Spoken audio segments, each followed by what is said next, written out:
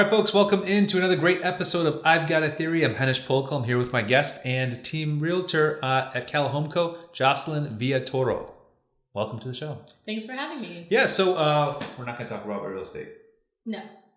Stay close to the mic and tell me your theory. What do we got? So my theory revolves around behavior. So prior to real estate, my focus was in behavior modification, behavior research. We would run studies where we would kind of compare extroverts, introverts, and so there's just been a lot of focus around it. So my theory and everything I've experienced is that you can't change people, they have to want to change.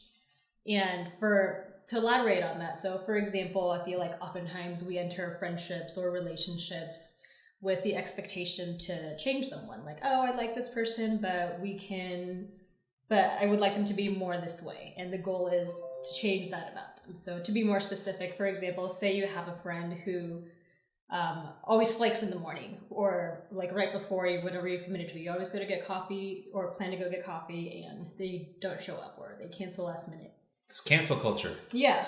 So usually you would think that you would stop planning them. Yeah, you would maybe stop putting them in a situation where 90% of the time they fail. Mm-hmm. So statistically, if you're planning to have someone meet for coffee and you know they're not going to show up and they don't and it disappoints you, then that's kind of your fault for putting them in a situation where 90% of the time they don't succeed. Yeah. But you can inspire someone to want to change rather than tell them to want to change or be mad that they don't change. So I don't know if that kind of explained what I was trying to say. How can you inspire someone to change? How do you get someone that loves to cancel and always has an excuse for why they couldn't show up? Well, I think step one would be to communicate that, not with a goal to change. Like, hey, this is a thing that I've noticed. It affects me this way. You kind of naturally would probably stop inviting that person to have coffee at that time. And they would notice the distance or the lack of invitation and notice that, cool, now this person's not cool.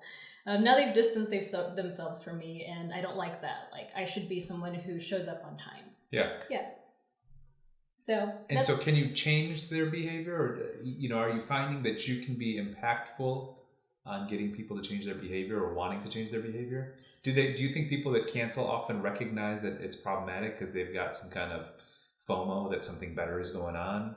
I'm sure there's something related to that, but I guess my theory was a little more just about change overall. It doesn't have to be like showing up late. It could be they have a habit of being messy, or they have a habit of I can't think of another one. Smoking, late night snacking, not exercising. Yeah, like you're not going to get very far by just being mad or like telling them to pick up their mess or telling them to stop smoking. That's not going to get them anywhere. I think the goal should really be to accept the way they already are with the goal to like inspire them to want to change, motivate them, show them like the benefits of it, or show them what happens when that doesn't happen. Well, so it kind of goes along with the lines of good habits are hard to form and bad habits are hard to break. Exactly. Right. And so we've talked about this, but I get what you're talking about with the cancel thing. I mean, I play 2-on-2 beach volleyball. So when I play, I invite 3 friends, including me, that's 4. But over the years, as I found the people that are most reliable, those are the ones that I call first, right? Yes. The ones that don't show up or accidentally slept through or their alarm didn't go off.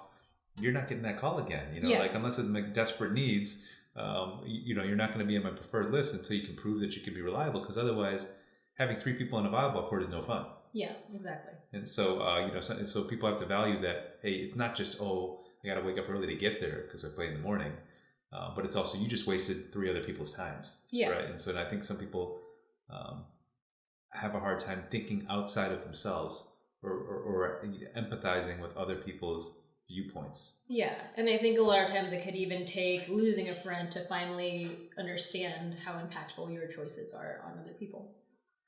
Yeah, so with the behavior thing, so to kind of circle back around, how is that impactful to understand that wanting to change your behavior is the first step of changing behavior? Because what else would you do? Like if you're like, okay, I need to exercise, I need to be healthier or something like that. So now I want to, but then that's just step 1. What's step 2? How do we affect this change? Well, I mean, you wouldn't. I guess exercise is a good example because I feel for a long time I struggled with wanting to exercise and getting myself to exercise, and now I feel like I do a pretty good job of regularly exercising. But I know that there was at some point a shift, a battle of me wanting to, not being able to, wanting to, not being able to, and deciding like from this day forward I'm going to try it despite how many times I fail. So I think it's almost like a shift in that person's mindset, or at least that's how it felt for me, to finally understand that I'm going to fail, but I can start over again. Whereas when someone might fail, they might be discouraged to ever try again. Yeah. Kind of like people that need to quit smoking, and then they've quitting. Yes. Exactly. They're like, I've tried quitting a dozen times and I can't quit. Yeah. With your behavior change, I would say that maybe the second step besides wanting to change your behavior would be time blocking to accommodate that change in behavior. Yeah. Right? So for example, if it is cleaning your house or washing the dishes or hitting the gym or whatever you're going to do, it'd be putting it on your calendar that you're going to block off this amount of time to do that every day. Yeah. And you don't double schedule yourself. Yeah.